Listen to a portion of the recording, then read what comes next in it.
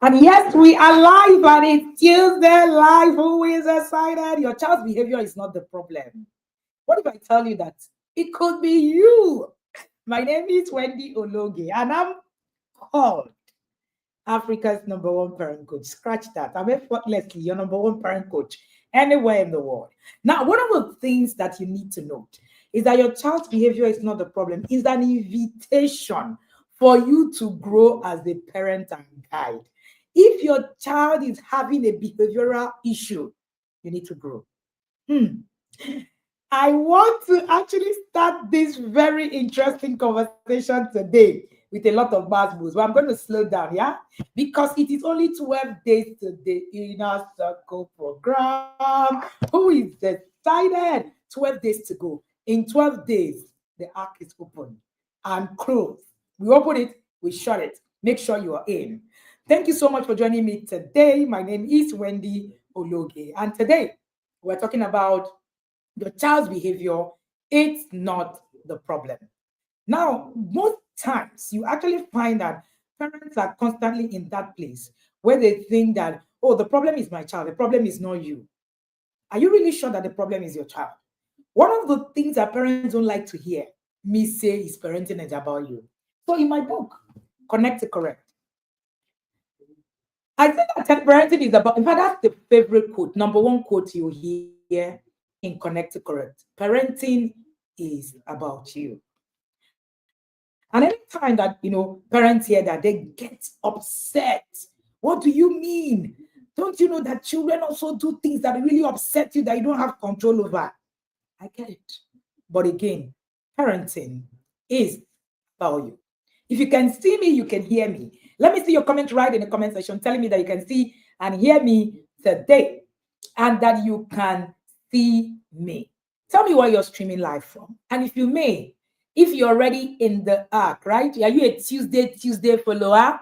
Let me see you. You know, Sunday service people. Are you one of those? Are you a Yada? Of course, Yadas. Show me where you're from. Your cohort is where you're from. All right. Parenting is not about controlling your child. Parenting is about transforming yourself. Let me say that again. Parenting is not about controlling your child. Parenting is about transforming yourself. Your child actually doesn't need a perfect parent, so that you don't get it wrong. They just need a present parent and a self-aware parent. That's all. The moment you are present, you are aware of yourself, you understand who you are, you will do magic parenting. Are you that parent who know who they are? Or are you just a parent who do not understand where it is that they're going and where they are at the moment? And this is very important, right? Your child does not need a perfect parent. They need a present parent. They need a self-aware parent. Yes, I see you. I see you. You're having an issue with your child. You're having a parenting challenge and you want to fix your child. You know, in the past few days that we've been doing onboarding, one of the things I have seen parents say is, I'm here to learn my child, I'm here to fix my child, I'm here to make sure that my children start getting their routine right, I'm here to ensure that my child, it is all about the child. But parenting is you. Now, parenting challenges is not about fixing your child. It is about evolving as a parent. So your child's behavior is the signal. Your response is the solution. Let me say that again. Hey, parenting challenges are not about fixing your child. They are about evolving as parent. Your child's behavior is a signal. Your response is the solution. The most transformative parenting starts with this realization. That's the most transformative parenting. If you get this, trust me, you have solved 80% of the problem. Did someone help us put that in the comment section? Parenting challenges are not about fixing your child. They are about evolving as a parent. Your child's behavior is a signal. Your response is a solution. That is the most transformative parenting.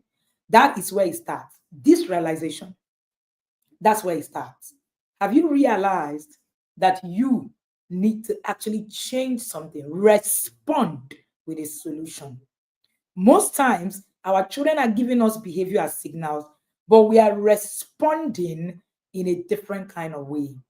We are responding in a way that actually increases the problem instead of actually works on it. Thank you so much. I see you guys. Thank you, Dr. Celestina Yusuf. All righty. Now, as parents, it's easy for you to focus on what your children do. It's easy for you to focus on the tantrums, the defiance, the withdrawal. You label the behaviors problem. That's what the behavior, is. But what if this behavior isn't the real issue that we're really talking about? Here is the truth. Behavior is a signal, it's not the root cause. Behavior is a signal, it's not the root cause. It is a message about unmet needs, about emotions that are not being handled properly, about the struggles that haven't been learned to navigate. When your child is misbehaving, it's either they lack skills, it's either they have an unmet need, or they have emotions they can handle. Three things happen when misbehavior happens. When a child misbehaves, is a signal that your child has an unmet need, is a signal that your child has emotions they don't know how to navigate, or is a signal that your child has skills that they haven't learned to help them navigate the struggles they are having. Will your children have struggles? Yes. The question is not whether they will have struggles or not. The question is, when they do have struggles, can they navigate? So if your child is struggling, it simply means that your child is actually struggling, is either unskilled, or your child is actually looking for attention in it, or your child cannot manage their emotions. Why is behavior not the problem? Why is behavior not the problem? Number one, now, a window to their world. Behavior in your child's way is your child's way of communicating. If you do not pay attention to behaviors, you will lose parenting your child appropriately. Behavior is your child's way of communicating. If they are yelling, it's not just about the noise. If they are frustrating, it's not just about the noise. If they are afraid, it's not just about the fear. It's an invitation to be understood. So instead of asking your child, why are you behaving that way? Ask, what is my child trying to tell me through this behavior? Did anybody get that? Instead of asking your child, why are you behaving that way? Ask your child, what is my child trying to tell me through this behavior? Now, one of the very core things you want to understand about your child is who they are. Is your child a kinesthetic learner? Is your child what kind of child? Creative? And I'm sure that most inner circle parents understand what I'm saying. Yes, she's at it again. Only Yadas gets it. Yes, only Yadas actually really get it. You know that the TRP Tuesday Life is like an offshoot of what it is that we do in the yard. So the yard has a curriculum. The Tuesday Life is like a sneak peek into what it is that happens. And if you take just what it is that happens on the Tuesday Life, it's going to be a struggle, really, because you're going to have issues. You're going to be asking yourself right now, how am I supposed to be asking the child, why are you behaving that way? But they are the ones behaving that way. You won't get it because there is something more for you to know. There is something more for you to see, right? So that way, it makes it easy. I said it's a window to their world. That means it's a way of communicating. Number two is an invitation to be understood. Number three is a mirror for us. That's why misbehavior is not the problem. Misbehavior is a mirror for us. Sometimes our children's actions reflect what they feel in their environment. What they feel in their behavior can challenge us to look inward at our own parenting approach, at who we are, our tone, our patience, who we have become. We usually say in the yard that your child's behavior is your report card. Is it that what you have done or what you have failed to do? Either way, you are responsible. Many parents would like to hear this. So recently, I was in a session with this particular parent, and then this parent, goes, oh no, I don't want to work on myself. I don't have a problem. The person that have a problem is actually my child. I didn't know how to respond to this parent. She said, no, she doesn't have, in fact, that her life, she was raised well. She does not understand what's happening to her child. Oh, she does not know. I said, but ma, this behavior is a mirror to you. And she was like, no, I never behaved like this. I said, no, you're getting the point. The behavior is actually what challenges us. I've said this countless times to the parents in the inner circle. When our children do something, my husband and I sit and ask ourselves, where did we get it wrong? Didn't we teach enough? Did we leave it out? Is there something that should have done? Yay, shout out to my mama. My mom is here. And my mom just turned 73 on Sunday. Yes, shout out to my mommy. Thank you so much for being here and joining us. My mom is 73. She's actively learning. You know, some people are asking me, this right now, I have all my family members right in the yard. Everybody is inside. And you know, yesterday we saw an 80-year-old grandpa in the yard. That's the oldest yard. My mom is not as old as 80. That's the oldest inner circle parent. 80-year-old. And I was excited. And he said, there's so much I can do apart from what it is that have been done already, because I have grandchildren, because I have even my children, and what it is that I can do with them. Here you are, young, vibrant, maybe in your 50s, and you're wondering, why do I need to learn parenting? Hello, sir. Hello, ma. Parenting is learned. It doesn't even matter your age. It doesn't even matter whether you're young or old. We have the youngest Yada, who is 18, whose mom had insisted, see, coach, I need these adults to start learning from me. We start now so that we can all learn together. Right? So we have 18 years and we have 80 years. When we have someone who is over 80 years in the yard, we will tell you that we have an over 80-year-old yada. But for now, our highest age is 80 years old. What does that tell you? You don't stop learning at any point in time. You know, I saw that I saw that chart and I said, my name is so and so. I live in so and so place. I am an 80-year-old grandpa.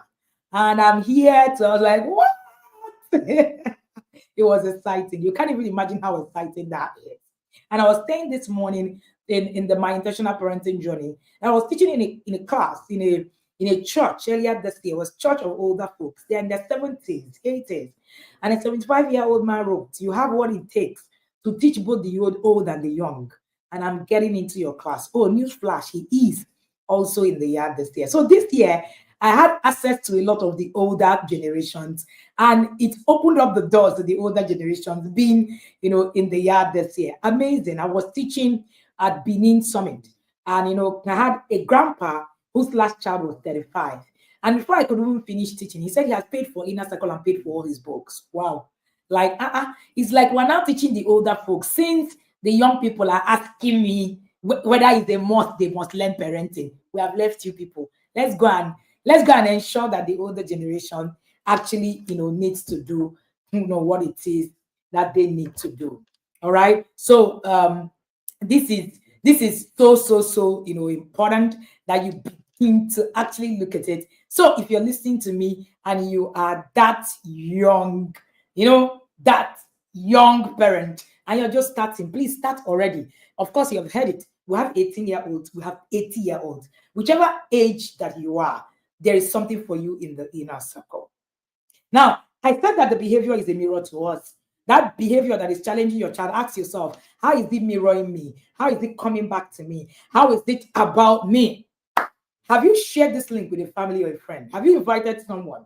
Someone might actually just be helped by listening to this. Somebody who has struggled with their child. So I had a session today. As in the past 2 weeks, I think I've had countless one-on-one sessions. And I'm choked, yeah. And I was listening to this particular parent, and she kept talking, and I said, do you know, what if I told you that if you are able to work on yourself, that a lot is going to change? She looked at me and she said, I think I believe you, because I've tried everything. I've tried to hit, I've tried to scream, I've tried to shout, I've tried everything that you can think of. And I've paid for classes everywhere. Are you sure this inner circle is going to help me? I said, trust me on my honor. The inner circle will help you tremendously. All right.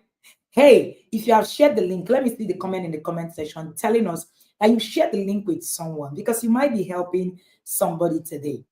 By the way, can you cite my classes? Who can see my frames today? I love it. Yes, I have. It was a gift. These frames were just, in fact, you know how you get some frames that you are excited. I'm sure that the visual learners here are already seeing, oh, I see frames now. Okay, let's go. Number 2, you need to actually begin to shift.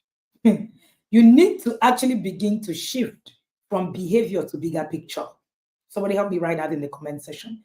You must begin to shift from behavior to bigger picture. And shout out to parents who share the Tuesday link every time. In fact, some people introduce themselves in the inner circle, the incoming, inner circle. Yeah, and you hear things like, I had a sister who wouldn't let me rest. I've listened to Tuesday Life. I'm tired.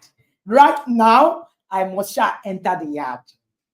And people come and say, in fact, my sister is almost choking me. Like, you must be here. That's how we go out. So you see others who bring in their sisters. In fact, this year, we have had more than 5 years. Send me a chat. Their 2 parents are in. Mother, father, siblings. Mother, father, siblings. Mother, father, siblings. And we're not joking. We want to influence our world. We want to influence our world. We want to be able to actually get people around us to understand what we're doing. No, we're not taking things for granted. While in Bonnie, I was sharing about the Alice Belly story. If you've never heard about Alice Berry, you need to go and read about Alice Belly. Alice Belly is straightforward. That 10-point agenda. And when you read out those 10-point agenda, you realize that people create agendas, feed you on it, and you begin to live them. Unfortunately, all right? Maybe let me just, read a bit about the 10-point agenda. Maybe that will help you to understand that you got to get serious, right? Number 1 point agenda, take God and prayer out of the education system. It's actually online. You can Google it. You can find it. It's not my making. It's Alice Belly. It's made history. But when you look at it, about making history, you find out that that's actually where we're living today. Take God and prayer out of the education system. Number 2, reduce parental authority over children. Number 3, destroy the Judeo-Christian family structure or the traditional Christian family structure. Number 4, if sex is free, then make abortion legal and make it easy. Number 5, make divorce easy and legal. Free people from the concept of marriage for life. Number 6, make homosexuality an alternative lifestyle. Number 7, debase act, make it run mad. Number 8, use media to promote and change mindset. Number 9, create an interfaith movement. Number 10, get the government to make all of this law and get the church to endorse these changes. Which one of these 10-point agenda are you not living? And this was created over 100 years ago. And this is very important, that we begin to actually pay attention to, according to Coach David, people that craft the blueprint of sin is in the Bible. Men actually just sit at the gate and craft the blueprint of sin. Is a thing most times. We just don't think about it in the way that, people actually really think about it. People take time to craft these agendas, and then all of us leave it. And then we just say, it's nothing, it's not about it, and all of that. We need to wake up. There's a lot happening. Time won't even permit me to actually share details with you, but you can go and find it, do your research, come back and watch. So if you're a Tuesday, Sunday visitor to the cathedral, today is the day that you gain deliverance, enter the ark. It's 12 days to go. So I said that you need to begin to shift focus from behavior to bigger picture. Before you react, anytime before you react, pause. When your children act out, take a deep breath. Instead of you jumping into discipline, seek understanding. The first thing you do is not discipline, because discipline is actually what you do before the act happens. The first thing you do is understanding. So people think that, once a child does something, the first thing I'll do is, I'll just, discipline. And that's what you call discipline is not discipline. It's reactivity. The first thing you do is to respond. How do you respond? You understand. I wrote in my book, discipline is not an emergency. And I was, sharing in this book how discipline is not about when the thing happened. In fact, if your discipline is happening when a misbehavior happens, that's not discipline. You have failed in the subject of discipline. Because discipline does not create drama that causes trauma to your child. All right? So discipline is not how you react, it's how you respond. Discipline is not how you feel, it's how you build. Discipline is not just, oh, I just want to discipline my child because of the things that they've done. No, discipline is beyond that. Discipline grows a child, doesn't cut them short. Discipline is not how critical you are, it's how connected you are. Discipline is not about correction. I'm writing a book called Discipline is Not Correction. And I'm sure that it's going to break all the tables. The point where you are correcting your child, you have failed on the subject of discipline. Discipline happens even before a misbehavior shows up. Did anybody get that? Did anybody catch that, Rema? If the misbehavior is showing up and that's why you are running kitty, you have failed on that subject. So discipline is not about you doing drama. You see all those drama that cause trauma to a child. That's not discipline. Hey, what did you do? That's not discipline. If you have to react when something, happens and not respond, then you have failed. So the first thing you seek is understanding. Discipline happens before a misbehavior. If a misbehavior ever happens, the first thing you seek is understanding. Ask yourself, what might they be experiencing emotionally? Now, to do this kind of thing, I'm telling you, you need knowledge and you need the ability to control your emotions. It's not just about, oh, I know what it is that I'm doing and all of that. No. You need a lot of knowledge to assimilate it. For you to remain calm in the face of misbehavior, trust me, you have built up a lot of energy. There's so much that you must have done. There's so much that you have done. That's the only way you can actually do that. So anytime when we say, oh, discipline is not an emergency, it's not mere rhetorics. It is actually about building yourself up. Most times, we do not build ourselves up. We just want it to appear to be magic. That's why anytime we talk about discipline, people say, this intentional parenting discipline doesn't work. It doesn't work because you don't know what it takes. It takes a lot to groom yourself to the point where you are calm in the face of a misbehaving child. Recently, we had a parent whose son was expelled from school. She came to me. I said, nobody died.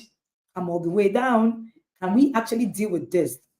With the structure? I said, can we create a system to help this child?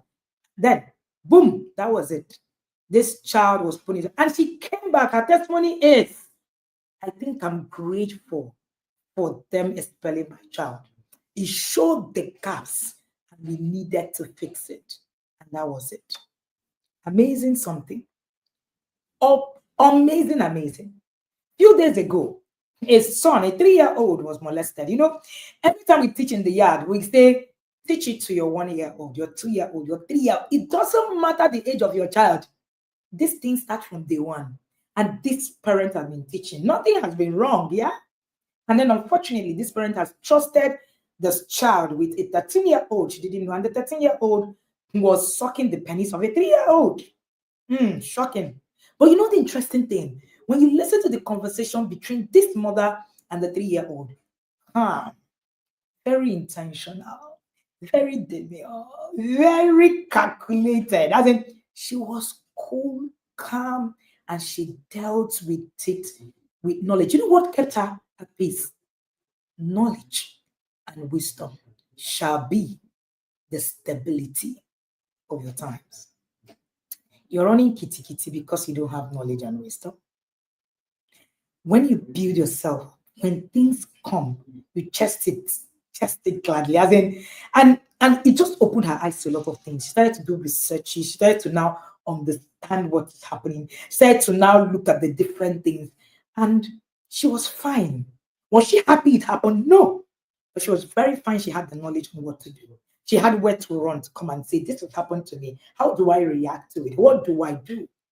The conversation was one of the calmest conversations I've seen in the midst of a loud, this thing. And it was a 3-year-old who actually said himself that this has happened to me. Yeah, a 3-year-old could actually say, yes, this is what had happened to me. And the mom, being that the mom has understood listening. In the inner circle, you learn how to listen to your child. You learn about having one-on-one sessions. You learn, and he said in one of our one-on-one sessions, it was actually this boy that was saying, this is what happened to me. And because the mom had knowledge, she was calm. She was asking questions calmly. Can you tell me? It wasn't so coherent, but she could get it. She never said to the son, shut up, what do you mean? Because she knows. See, there is something knowledge does to you.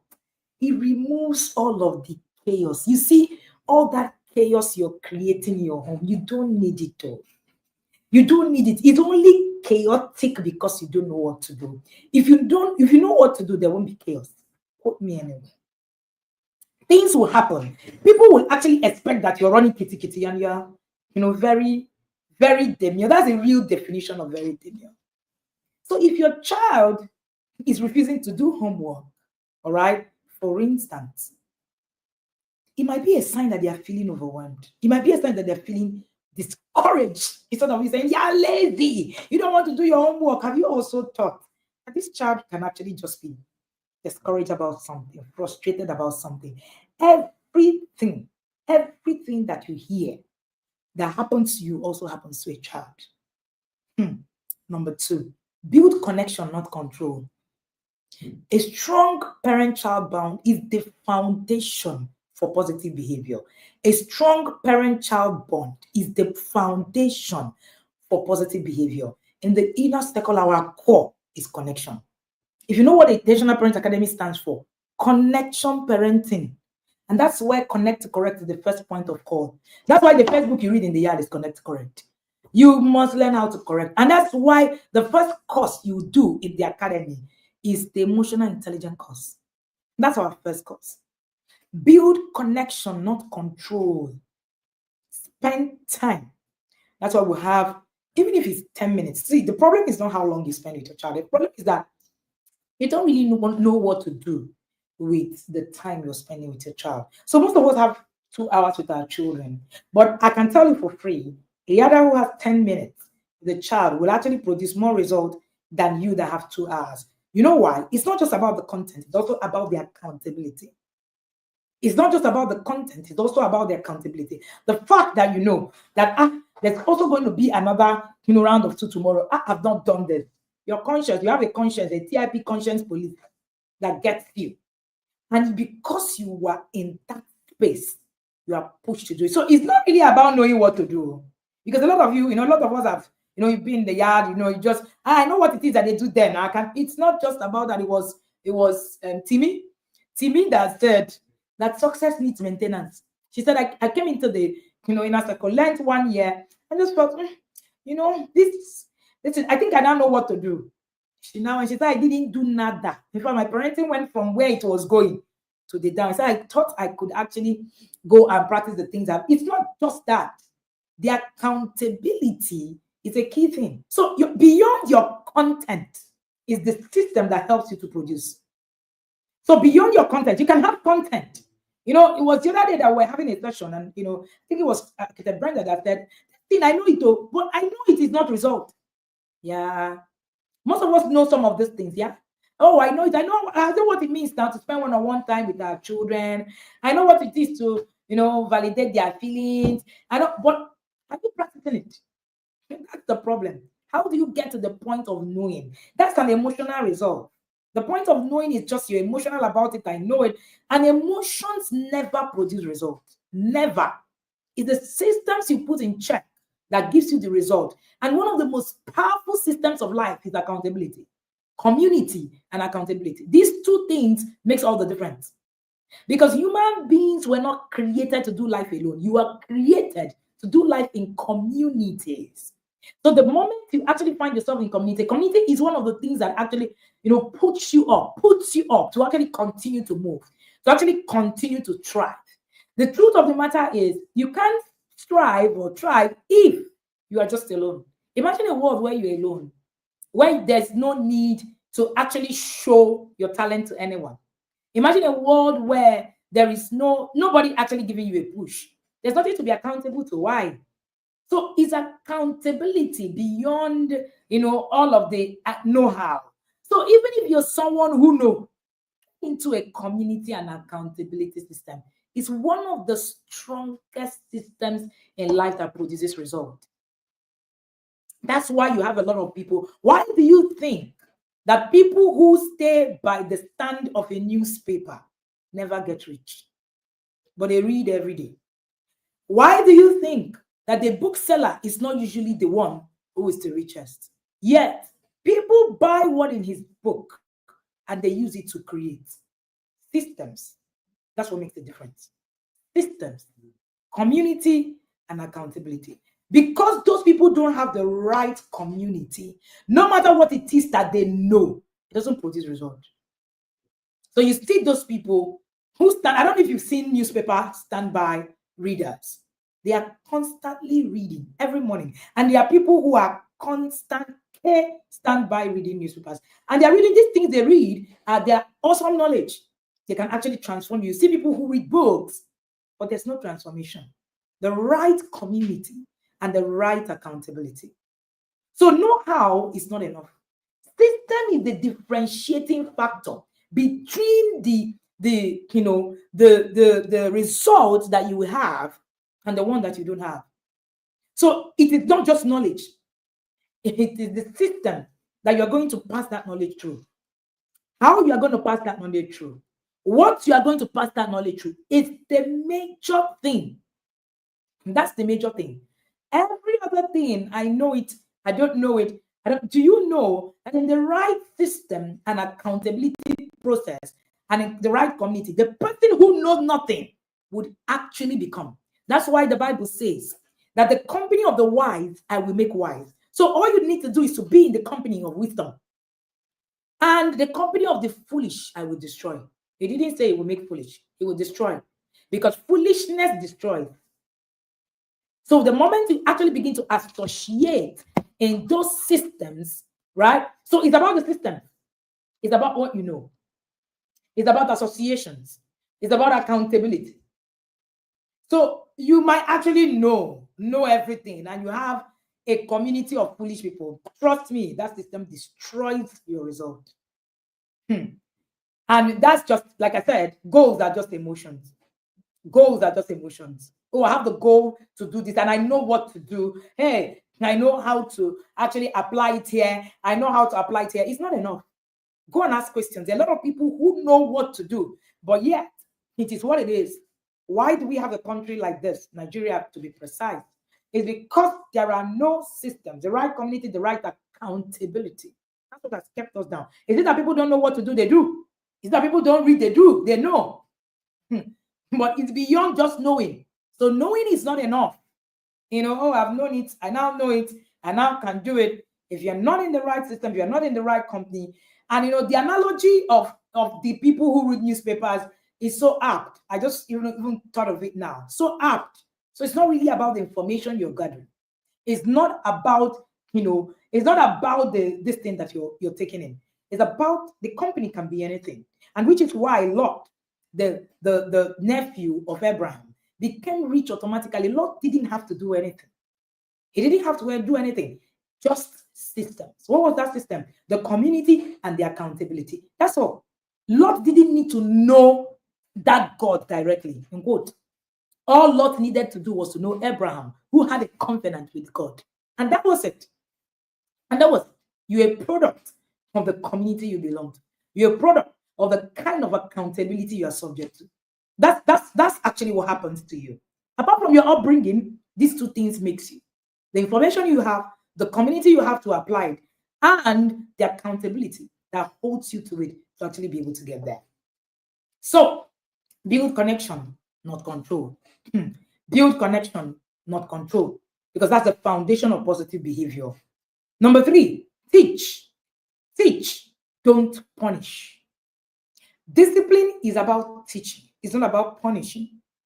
Help your child to develop the tools to handle their emotions and their challenges. That's discipline. So instead of yelling when your child is frustrated, Or when it is that you're frustrated, teach them calm techniques. Show them what to do.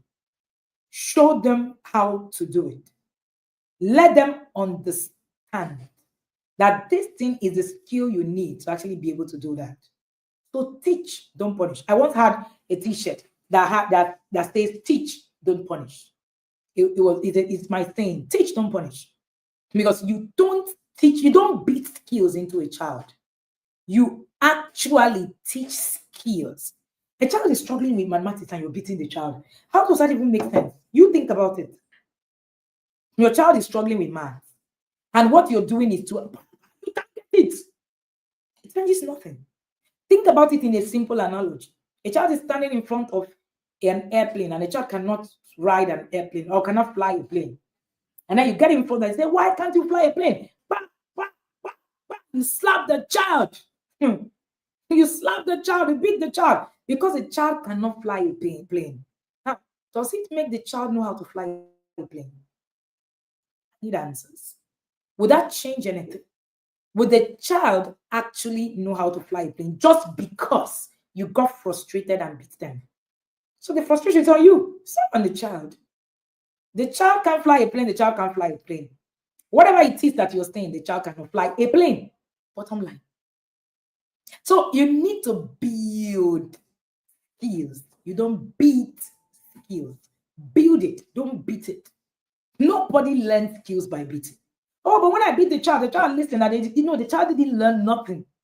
The brain has a way of actually just trying to do things in fear to let you, just be. So that you just let them be. The brain is also that part of the body that actually wants to protect us. That's why sometimes you go through a particular kind of trauma and the brain shuts it out. Do you know that one of the reasons the brain tries to protect you from trauma is that if it gets to that point, it hits you, you get depressed. So most times when things happen to us growing up, it goes to our subconscious. Unfortunately, what the brain cannot do is delete an experience. So it is there in your brain. So what happens is that when there is a challenge, the brain triggers, the subconscious reacts. So you're looking at yourself. I don't know why I'm reacting this way, but because the brain has stored up a program, because you are a product of programs. So the brain has stored up that program somewhere. Since it's not really useful, right? You are not really in the place where somebody needs to beat you and all of that. You have grown, you're an adult, nobody's beating you again, right? The brain just stores it somewhere. And then when your child does something, the brain just says, "Do you remember? Anytime anybody does things, makes noise, the only thing you remember is that you scream or you beat the child." So when that happens, the brain brings it to the forefront and then you react. And then you ask yourself, "I didn't really like being beaten, but why am I beating my children?" That's all you know. The brain has recorded, has programmed. The beauty is that the neuroplasticity ability of the brain helps the brain to actually be able to rewire neurons. In the past, they said that the brains can't rewire neurons, but new researchers say that you can actually rewire the neurons. How? By learning. By learning. So the more you learn, the more you are actually able to rewire those neurons. Yet the brain will still not delete those experiences, but they will rewire new neurons to actually overtake those experiences. So the subconscious will store the both, and then the other one overtakes it at the moment. So that's why you have the reparented brain, right? So the reparented brain comes in front. Whenever something is happening, the reparented just say, okay, calm down. This is not it. This is how you react. But that's when that subconscious has now been rebuilt. It's always easy. That's why you have that battle. Sometimes you want to do something, you're battling. You're like, if this was before, the me before. That's why you remember that the me before. But that part of the brain doesn't have power over you anymore. You now have the power to control. Why? There have been a replacement because you can't delete. It's now there, it's just that it's suppressed, right? So you don't have the ability to say, "I no longer want to feel this. I no longer want to do this. You don't have that ability, but you have the ability to replace it, and then it overtakes it. So just like, you bought a new car. That's what it's like. And you have a slower car. So because the other car can run faster. All you need to do is just be running. That other car is still coming over, it's doing but you're far. So the brain cannot, that subconscious part of the brain cannot meet up with that. So you're thinking too far because you have rebuilt those systems, even though those things are there. The brain is a powerful tool, very powerful tool. So that's why you can't remember some things that happened to you as a child. Yeah, because some of those things are so traumatic that if the brain brings it to the forward, you might die. Yes, if you actually have it in decision-making process. So what the brain does is keeps it in the subconscious. However, like I said, when things happen, that's where you act from, because the brain doesn't have a replant for it. I don't know if this makes sense to some. And maybe that helps you to also be able to understand that who you are is not necessarily about what it is, who you are today. It might just be that it's a simple program. So it means that you can reprogram your brain. You can reprogram these things that you're hearing. So yes, our brain is a product of programs. The subconscious brain brings up the most played behavior to react to situations. That's it. That's it.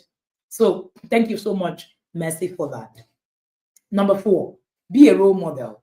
We can't even say this enough. Children learn from what they see. Children learn from what they see. And anytime that children are, you're looking, you need to show them how to manage anger. Most times, when people tell me, oh, my children are always yelling, I ask them, who yells in the house? Parents don't like hearing that. But I say, who yells in the house?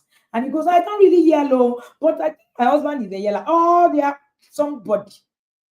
Children actually come to the world to pick up, from our environment, the things that they're. So one of the things that you want to do is reflect. How do you handle frustration when things could not go as planned? Think about it. Think about it. Your child cannot become what they don't behold. So your children are constantly beholding.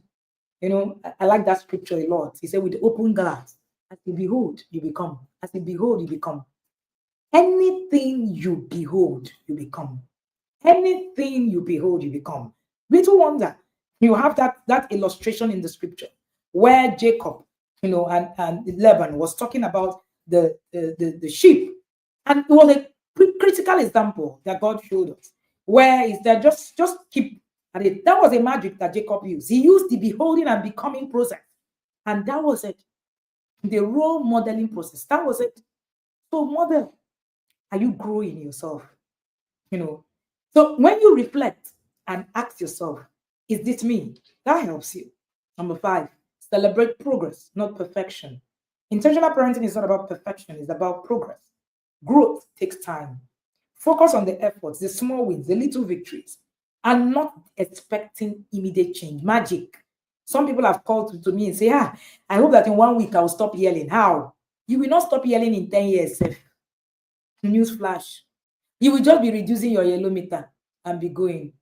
I've been working on not yelling for 10 years.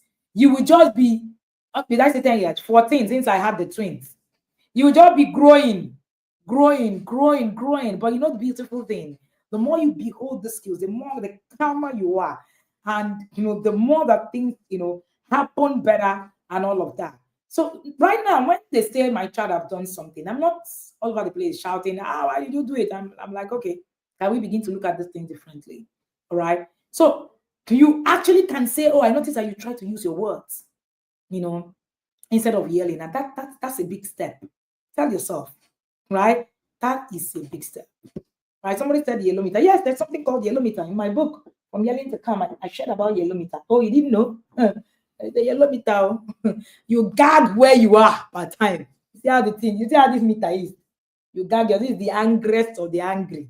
As you are going, this is where you need to be. So you gag where you are. 1, 2, 3, 4. This is where you need to be, right? At 4. Some of us are here. This is the point, yellow meter. This is 4. This is 0.3. I think you need to be at 0.3. Yes, at 0.3. So if you are yelling, you are here. It's actually a thing.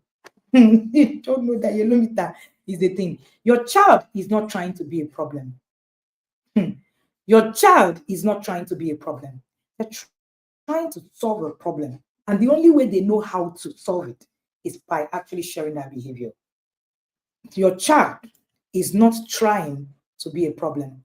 They are only trying to solve a problem. And the only way they know how to do it is that misbehavior that you can see. So as parents, is our role to guide, to support, and to teach them better ways to do that. Your child's behavior is the story they don't yet have the words to tell. Listen to with patience, respond with love. Let me say that again. Your child's behavior is the story they don't yet have the words to tell. Listen with patience and respond with love.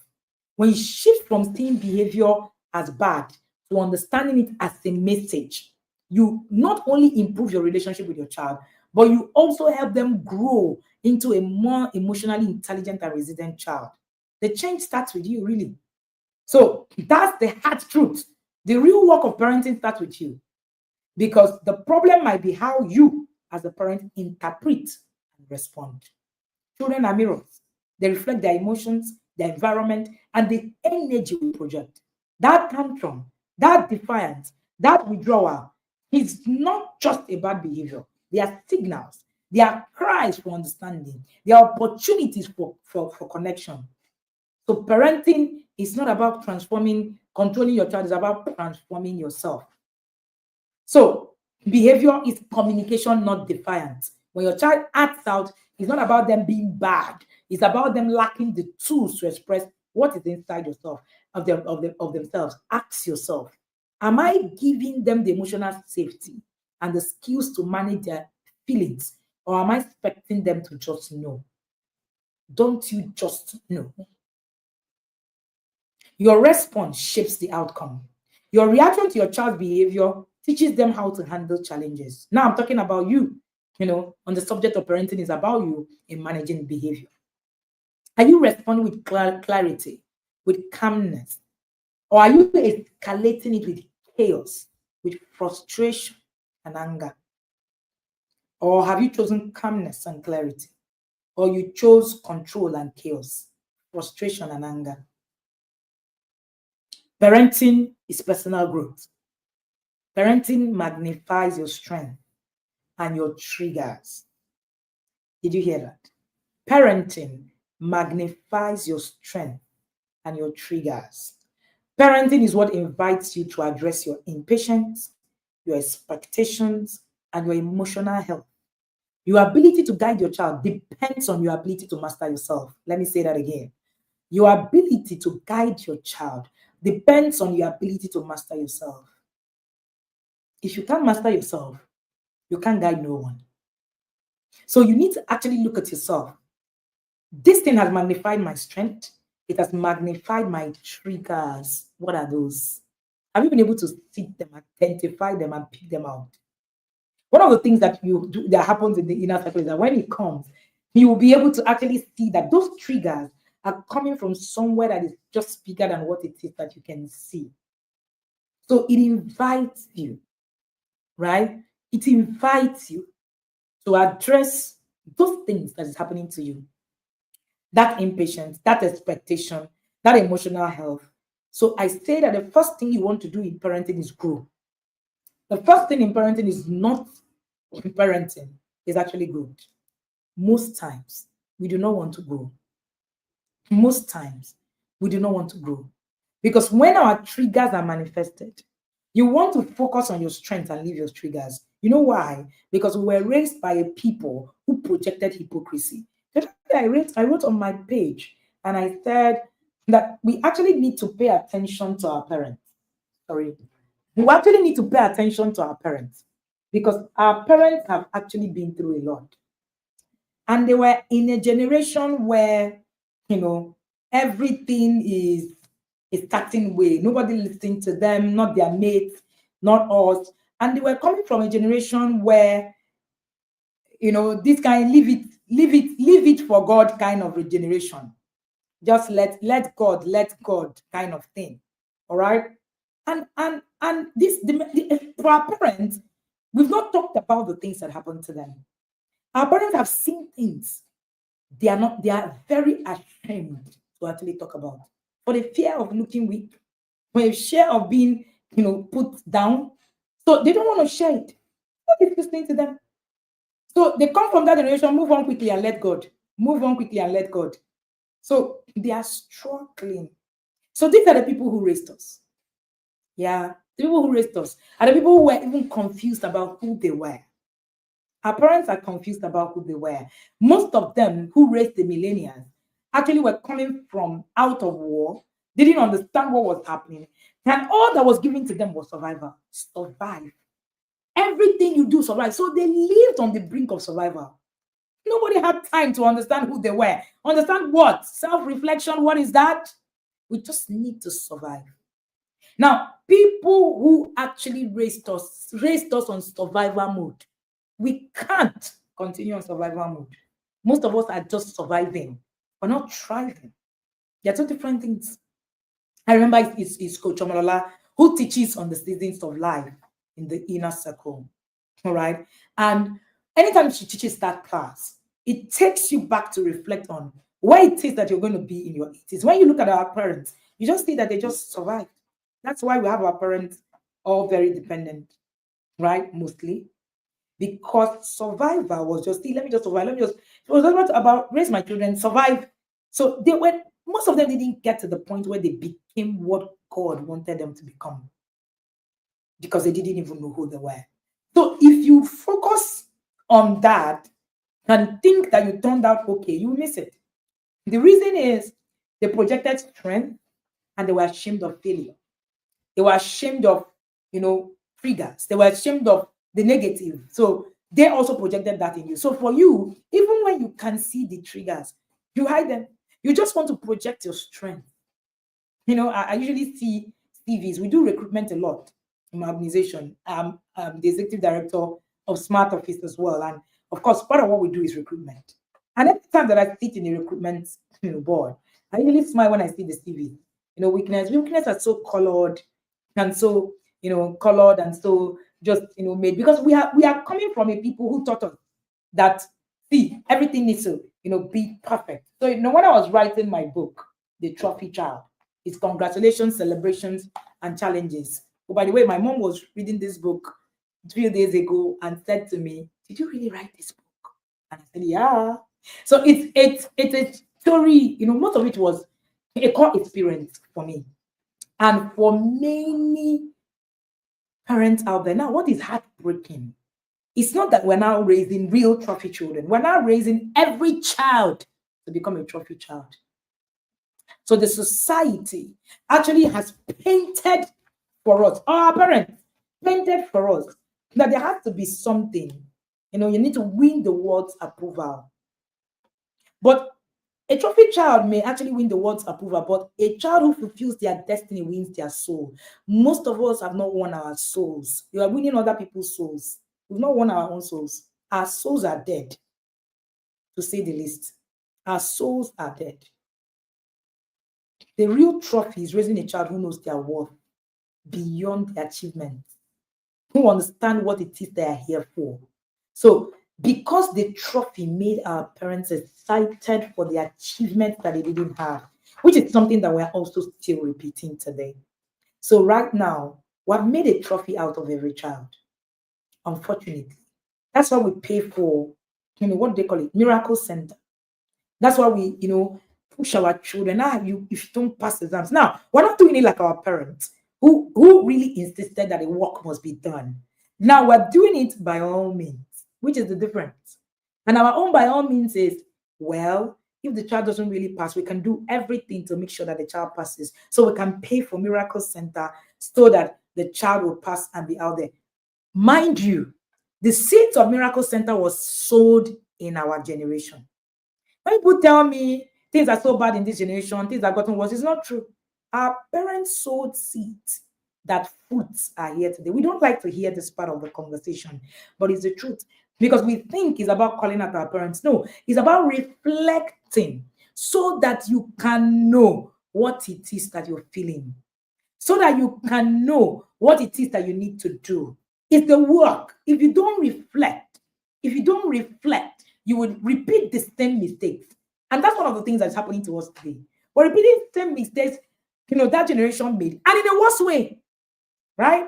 So I keep saying that exam malpractice started in my time. I saw people write exams for people. I don't know about you. I did say it. No rest, I did say it. It was there. It wasn't, people say, oh, it wasn't this rampant, but miracle centers were in existence. They were in existence. I even know people wrote exams for. Yeah, I do. And I know that their parents paid those monies. And I'm sure if I do a sampling now, some of you said, your parents paid for you to pass maths or English. My staff is looking back. Paid for you to pass maths or English. You might be on that table. That's the truth. But we must face these things wholly. We must face it with all sense of humility and sincerity and responsibility. When we actually take back our souls, we're trying to save the souls of our children. We haven't saved our souls. And for me, that's the core of the Intentional Parents Academy. You need to save your soul first. You need to save your soul first. Thank you, Gloria, for being very sincere. Gloria said, yes, coach, I was on that table. Some of us parents had to pay for maths. You missed one course, they paid somebody runs and they did it. Even in university, you're having one problem with one lecturer, your parents just paid. We all claim, right? We all claim. I know that it wasn't in every home, right? I agree. We all claim that our parents were very disciplined, but they were not. Most of them actually had a lot of, faulty lines. And I'm not saying that, these things, they didn't have their own good side. No, I'm just saying that if we don't call these things by their names, we will not be able to solve. We will live in hypocrisy the rest of our lives. And that's why we say things like, in this time, sexual molestation is very high. Are you guys kidding me? In our time, people were molested every day. Every single day. You know the difference? People didn't speak up. People didn't speak up. The truth. Most of us didn't say a word. I still remember going at our village, this thing, where a particular young man, my dad had sent him to take us to another place in the village, Christmas. And this young man, it was because it was me and my sister. Thank God goodness that day. Someone brought us one black long penis for me and my sister to be seen. We ran with our lives head up. The day I told my parents, I was already an adult. I already had children. These things happen. They happened. We hid them. We pretended they didn't happen. And we've carried those pretenses, and we're not talking about them. Yeah, we are assuming that it didn't happen. And then when these things happen to our children, we say, hey, in our time, which time? Even when we were there saying, pornography is not, pornography was there in our time. People watched Blue movie. I saw people borrow Blue movies on the street. The only thing was that it wasn't, it's not clickable. Right now, it's clickable. Now, if you sit down and say, how our parents parented us, how our parents parented us is better. Even when you speak up when you were molested, your parents went on you and hit you for speaking up for being molested. Can we face the truth? Call it what it is and deal with it. If we don't, we will be stuck in this nonsense circle. I call it normalized nonsense. That's what we call it in the yard. Normalized nonsense. And that is very important. Because we're not talking about it. We want to pretend these things never happened. It did happen. And that's why we can come out and say things, but we turned out okay. Our parents were the best. I agree with you. They did their job. My parents are here listening to me. My dad is listening. My mom is listening, right? They did their best. And that's the best at what they knew. If you do the same thing they did, trust me, you're going to be in trouble. You're going to be in trouble. Thank you, Dr. Molala. Most of our parents had pornographic videos and materials in the house. Can we please become sincere and begin to review these processes? Some of us watched first pornography from magazines we saw in our parents' houses. Some of those parents were perfect. Yeah. But we prefer not to talk about these things. We prefer not to say these things. Because, don't unsettle the matter. Interestingly, here you are. That one person who is not afraid to actually unsettle the process we have currently. We will unsettle it so that we can heal and have a better generation. That is my responsibility. That's my responsibility. And one thing that is going to happen when you come into the yard is that we're going to shake your core. Hey, we will shake your core. Like, you will begin to really understand who you are. who you are. So, all that, try to actually make it look as if, we didn't have to struggle with anything. So therefore, it's the generation of today. No, it's not the generation of today. Who are the people raising the generation of today? People raised us. And it is what they gave us that we are actually giving. It's what they gave us that we're actually giving. Thank you, Dr. Happiness. Happiness said, during my common entrance, primary 6, answers were called out in the exam hall. Those of us who refused to write down the answers were mocked for being foolish. Here you have it. We are adults now, we have children, but we refuse to talk about this thing. We talk about it like it is today. No, it's been there. Unfortunately, when you plant a seed, it grows into a fruit, a tree, and then it has branches. So this is a call to action for you. If you want, continue to pretend that we didn't see these things. If you want, continue to pretend that uncles and aunties didn't molest children in the house. And you have all sorts of people, no child proving nothing. The child just walks away, just does anything. And you say, oh, it turned out okay in our time. All of us slept in the same room. I see people say all those things. We slept with uncles, we slept with aunties, nothing happened. Are you being sincere, Sama? Nothing happened. Some of these things we say, let's go back and think about it very well. Are they really true? Or we just want to pretend like our parents have sold to us that hypocrisy is the answer to parenting? Most of our parenting is hypocritical. We need to stop it. We need to deal with it. And then we need to actually become, one of the things that we are calling ourselves for. Why is parenting about you? As I close, your energy sets the tone. You are your child's first teacher. You are the growth. Your growth actually unlocks theirs. So parenting is a partnership in growth. As you become more patient, more emotionally aware, more intentional, you create space for your children to thrive. So your child's behavior isn't the issue. Your child's behavior is a reflection of their inner world and often your response to it. So parenting is not about fixing your child. Parenting is about addressing what their behavior reveals about their needs and their own growth areas. So today, I want you to look inward. I want you to shift from control to connection. I want you to regulate yourself first. And I want you to focus on relationship, not just rules. It's not about the rules you set. It's not about the things that you put up. No, it is actually about you. Your child's behavior is not the problem. It's an invitation for you to grow as a parent and as a guide. Parenting is not about controlling your child. It's about transforming your child yourself.